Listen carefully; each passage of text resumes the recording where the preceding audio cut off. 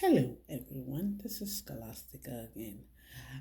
It's such a dreary day here. It's been raining all throughout the night. I was unable to go to church this morning, but I fellowshipped online. So this today, while I was thinking about what I was gonna post today, concerning my journey. Remember, this is my video diary. I'll say a little bit about some things I've been through, and I'll also just post this with the scriptures. Today, we're going to be talking about new beginnings because the Lord is doing something new in my life, and I don't understand it yet fully, but I know by and by as I walk along with Him, He will reveal that to me. Almost more than 20 years ago, when I left Nigeria, a prophecy was given while I was leaving my last Sunday in the church. When the man of God was preaching, he was praying for me, and he specifically said this, that the Lord was sending me as a missionary to the United States of America. Because maybe one day I will share my story about coming to this country. I did not jackpot, be it jackpot or jackpot. I did not jackpot here. Nigeria was still good. I had a good life in Nigeria. I had a job. I had a place to stay. I was working towards going back to school. I was doing all kinds of things, the Lord decided, no, you're not going to stay here. You're going to move. You're going to relocate. It wasn't my plan to relocate. I never had it in my plan to relocate, but God had His own plans, and things happened that would have negated my relocation, would have made my relocation impossible. But the Lord took charge, and He worked it out the only way He can, because I couldn't have done anything on my own. Because He had a purpose, He had a plan for me here in the United States. Okay, it's been almost 20 years. I've served in so many ministries. But one thing I kept running away from was working with the Caucasian community, serving in a Caucasian church. I always ran away from it because I always thought they don't understand us. They don't understand Nigerians, and they are always suspicious. I had so many things that I had in my thought about them, that, oh, they are so this, they're so out, they're so that, they're so this. But that was exactly the people the Lord wanted me to minister to. Not my own people, because He specifically said, if I wanted you to be ministering to your own people, the people of your own color, you would have remained in Nigeria. But there's a purpose for me bringing you here. And for the past couple of months, since I bought a house in a location where it's predominantly Caucasian community. In the complex where I bought the house, I am the only black homeowner. But everybody have not seen me as black. They've seen me as part of them. I've been able to minister to people here. Then I decided, okay, I was going to go, because it's kind of like a distance from where I regularly worship, that just to save the wear and tear on my car, I was going to find a local church in the neighborhood and just go fellowship there once in a while when I don't feel like driving the long distance to where I regularly worship. And I went to another African American church, but I really didn't feel like I was part of them. I had this, it was just not the right fit for me. I like the pastor and the wife and some of the people I've met, the ministers that I've met, but it wasn't the right fit for me. I kept hearing in my heart the name of this church, one church just in my same local area, and I kept hearing it in my spirit every time. So I decided to go there one Sunday. The Sunday I decided to go there was the day that they were having live groups. They had everybody was sitting in a circle in the church, and they were all talking about the scriptures, and they were introducing the live group for this new season in their church. That took me back to my home church in Nigeria, where we had something called home fellowships or house fellowships, which later developed into church in the houses. So that's I had a sense of I've been here before. I had a sense of deja vu. This is where you're supposed to be. I signed up for a life group. I went to the life group. The life group has about 16 to 18 adults. It was held on a Monday evening, and I went there. I was welcomed warmly. Nobody saw color or anything like that. I was allowed to minister to them. I was allowed to talk to them, and they were very, very receptive. Very, very receptive. I I came home and I said, what happened here? And that was when I started getting the impression in my spirit, I was perceiving in my spirit that this is the time that your ministry that I had already heard prophesied over me over 20 years ago is starting. So this is a new beginning for me. It's a new beginning. And on top of that, I got a job somewhere where it's really, really, this has to be God. The place where I got the job was 5 minutes away from my first job in North Carolina. The job that actually brought me to North Carolina. But just 5 minutes away from there. I can easily walk there even if I want to. And well, Nigeria would say route, but we say route. Here in America, it's route. The route that I used in getting to work was the same one I was driving over 8 years ago when I moved to North Carolina. Then I heard that my new employer were moving to a new location. On my first day, we went to see the new location, and it turned out to be off the street I was living in when I was working in that company that brought me to North Carolina. So it's like, in a way, I have come full circle back to exactly why the purpose of God bringing me to North Carolina and the starting of a ministry.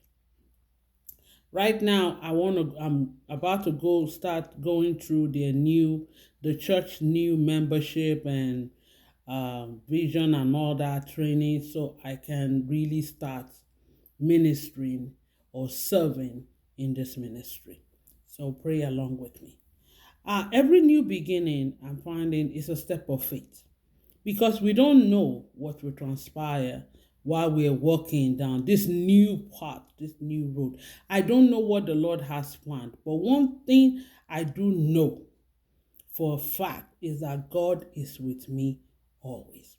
God has put certain things in our path and has given us various opportunities so he could prepare us for our purpose.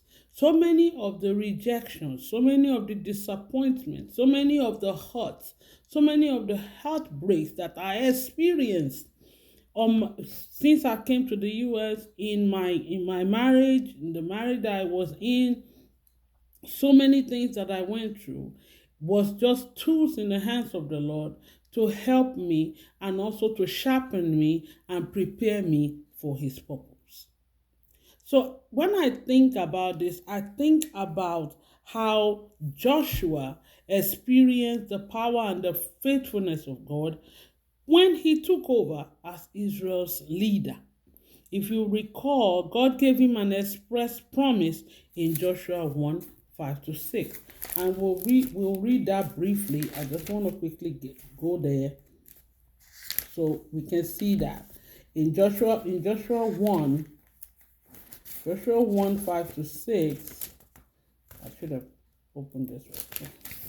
Joshua 1:5-6 reads, it says, no man shall be able to stand. Let's start from 1. After the death of Moses, the servant of the Lord, it came to pass that the Lord spoke to Joshua the son of Nun, Moses' assistant, saying, Moses, my servant, is dead. Now therefore arise, go over this Jordan, you and all these people, to the land which I am giving to them, the children of Israel. Every place that the sole of your foot will tread upon, I have given you, and as I said to Moses. From the wilderness and this Lebanon, as far as the great river, the river Euphrates, all the land of the Hittites, and to the great sea towards the going down of the sun, shall be your territory. No man shall be able to stand before you all the days of your life. As I was with Moses, so I will be with you. I will not leave you nor forsake you. Be strong and of good courage, for to these people you shall divide as an inheritance the land which I swore to their fathers to give them. God gave an express promise that he will always be with him. He will not leave him nor forsake him. Same thing Jesus gave to us, the promise he gave to us. He said, lo, I am with you, even to the end of the age. He is always with us. So I knew that despite everything I have gone through, everything I have passed through, that God was with me. It doesn't matter if it seems that my hope was deferred, referring back to my past video. My hope seems deferred, but I know the desire is going to come, and it's going to come, and it's going to become a tree of life for me. So I already know that. I know when things are like this, it means that my testimony is going to be huge. That's what it's going to look, that's what it is. That's what it means. So I am encouraged that God is working this journey with me, that I am not alone. I am not alone. When we look at the life of Joseph, when he was going through everything he was going through in the from his father's house, from the hatred he experienced from his siblings, from being thrown into the pit, from being sold to the Midianites, to be sold as a slave to Potiphar, then from Potiphar's wife trying to get him into trouble. And believe me, I have had my share of that one. People have said all manners of things that were evil against me, even when I did not even do anything to them. I didn't do anything to anybody. I was just walking my own path. But that's another story for another day. And they decided, Potiphar decided, without even investigating, without even trying to find out what was going on, he decided to throw him into prison. While in the prison, it was still said, God was with Joseph. God was with him. So I know that despite everything, despite every slander, despite everything people have said that have been negative concerning me, while I am innocent, God sees my heart. I know in his own way, he will vindicate me. He will vindicate me. Because I don't understand where serving the Lord is now a crime.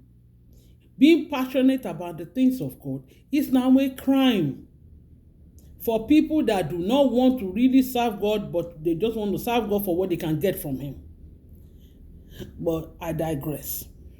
But anyway, God gave him an express promise. God gave Joseph an express promise. It was said of Joseph that God was with him. Now, also in the life of Daniel, when he was in the land of captivity, was in Babylon, they ganged up against him, his fellow ministers. Yeah, I would say fellow minister because he was a minister of something. Fellow ministers ganged up against him. I said he prays too much. If you're telling somebody that someone prays too much or somebody is too holy, check yourself. Check yourself. There's a demon on the inside of you that is reacting against the holiness of that person. Check yourself. They ganged up against him. He was thrown into the pit of lions. But the Lord was with him. The Lord was with him. Because the Lord shut the mouth of the lion. The same lion that the Lord shut the mouth of were the same lion that ate all the so-called ministers and all their families that were thrown in there. So I don't know what you're going through. I don't know if you are being maligned, if you are being scorned, if you are being mocked, if you are being discriminated against, if you are just being slandered for no reason. Remember, the same God that shut the mouth of lions when Daniel was thrown into that den of lions is the same God who will open up the mouth of the lions and will swallow up all his enemies. So I am not bothered. The Lord said, vengeance is mine, I will repay. So I don't try to take vengeance for myself. I don't try to do anything bad to them.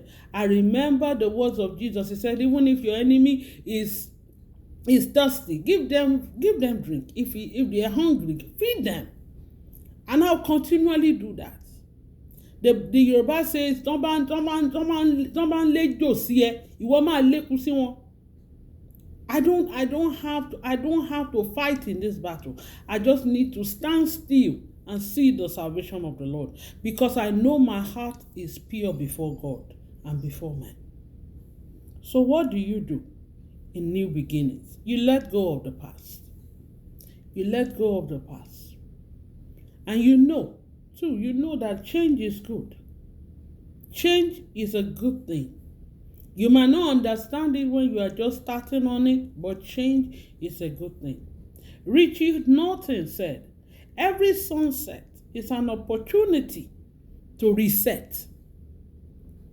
Every sunrise begins with new eyes.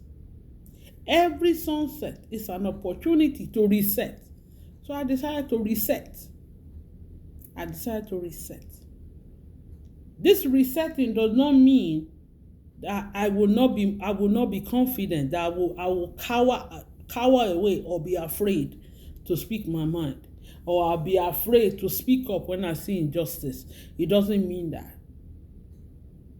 It means that I'll be more confident of who I am, because I know what God has brought me through.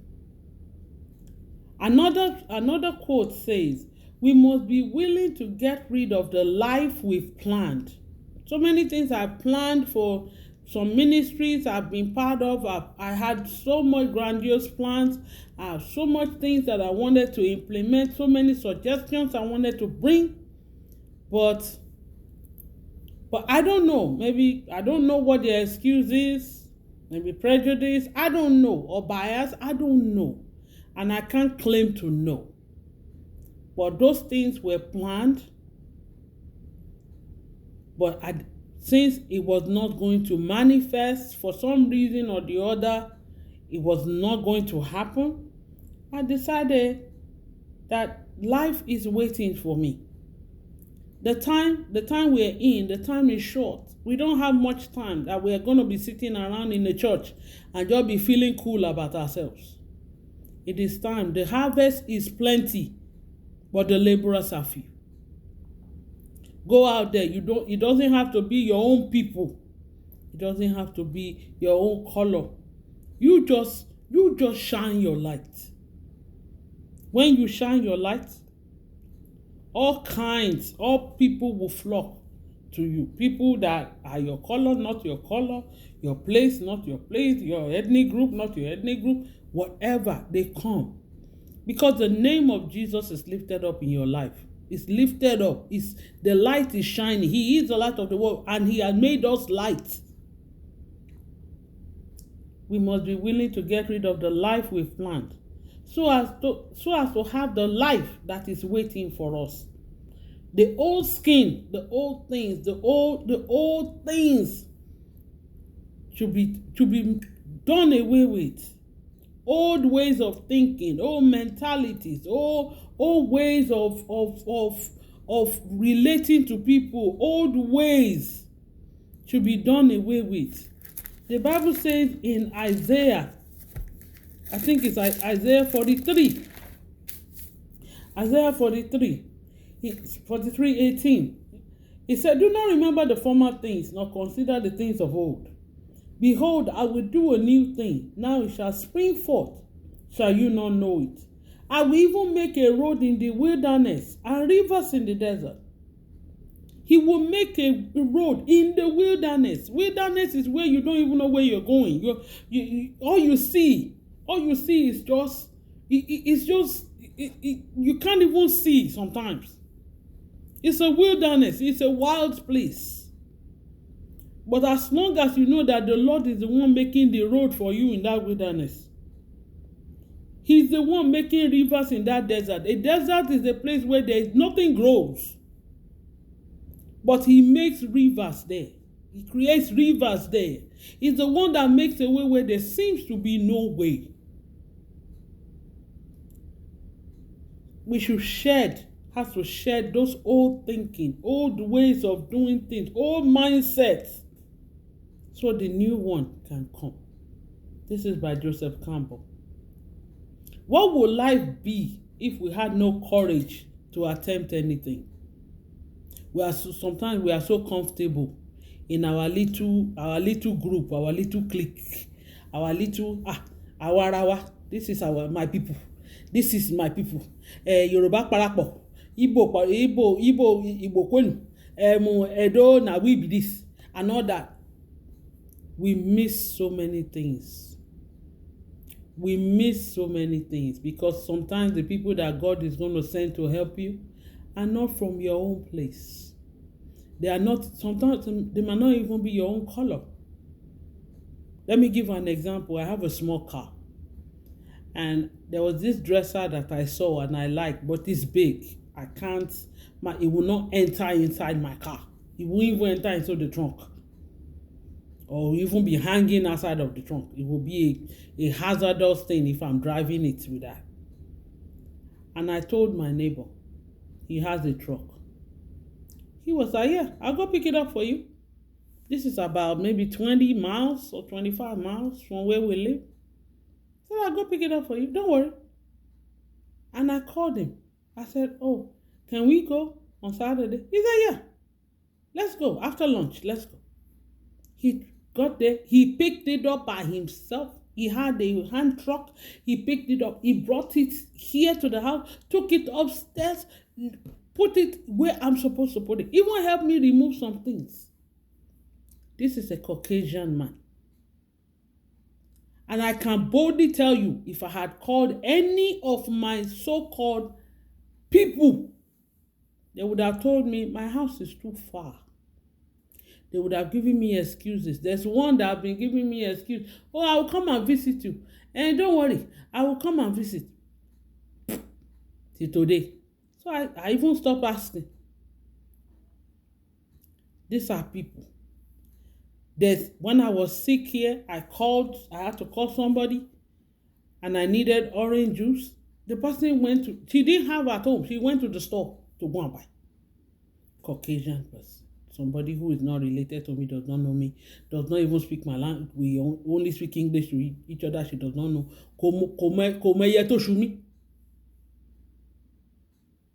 But if I had been waiting for my own people to come, I don't know how long I'll be waiting. I remember when I was sick one other time, I called one of my old people. She didn't even call to ask me what I wanted to eat. She just went, she asked, she just went to buy me something that I could not even stomach.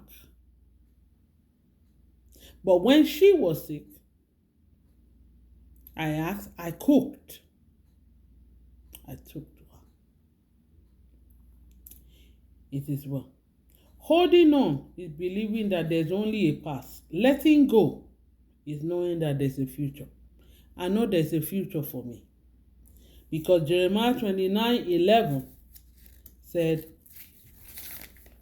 let me, I know it's a popular verse that we all read all the time, but I've decided I read it before in a previous video. I was talking about, I don't know, I can't remember what I was talking about. I've decided to build here, to plant vineyards here. To build here, to plant vineyards here. I know this is not the place I'm going to live forever, but to build here, to plant vineyards here. Because after 70 years, the Lord says, this is Jeremiah 29:10, The years are complete. After 70 years are completed about me, I will visit you and perform my good word towards you and cause you to return to this place. For I know the thoughts that I think towards you, says the Lord, thoughts of peace and not of evil, to give you a future and a hope. I know my God has a future and a hope for me. It might not look like that right now, because somebody said they watched my last video and they were crying when they were hearing my story. I'm not crying, because I know I have a future and I have a hope. And when my desire comes, it will be a tree of life for me. So I know that. I am grateful for all the people that I've met. The one that have used me, the one that have mocked me, the one that have scorned me, the one that have done all manners of evil against me, that have said all manners of evil against me. I am grateful for everyone, because those are experiences that God wanted me to have. Those are the walk He wanted me to walk. Those are the paths He laid out for me to walk in. So I'm grateful for them. The things that I've experienced, the sights that I have seen, the places I have been, the people that I have met. Because every new beginnings comes from some other beginnings ends. There was a time it was okay to be in a place, and there was a time to leave that place, to embark on another journey. And I give God praise for it. I create new goals. Then I surrounded myself with good people. That's part of new beginnings. I'm surrounding myself every day with new people. I'm building new habits in prayers, in study, even in making this video diary. I've never made it before. I've always been ashamed of my look, of how I look. I tackle and create new opportunities for myself. I am grateful. And lastly, I refresh myself. I refresh myself in the world. I refresh myself with going around looking at places that I've never been before. Just experiencing and enjoying life. And I celebrate my progress. It has not been easy to get to this point. There have been a lot of tears, a lot of heartbreaks, a lot of rejections, a lot of things.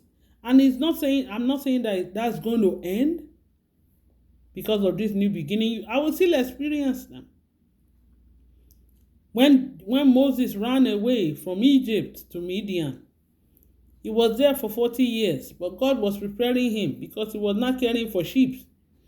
God couldn't have used him the way he was when he was in Egypt. God couldn't have used me the way I was.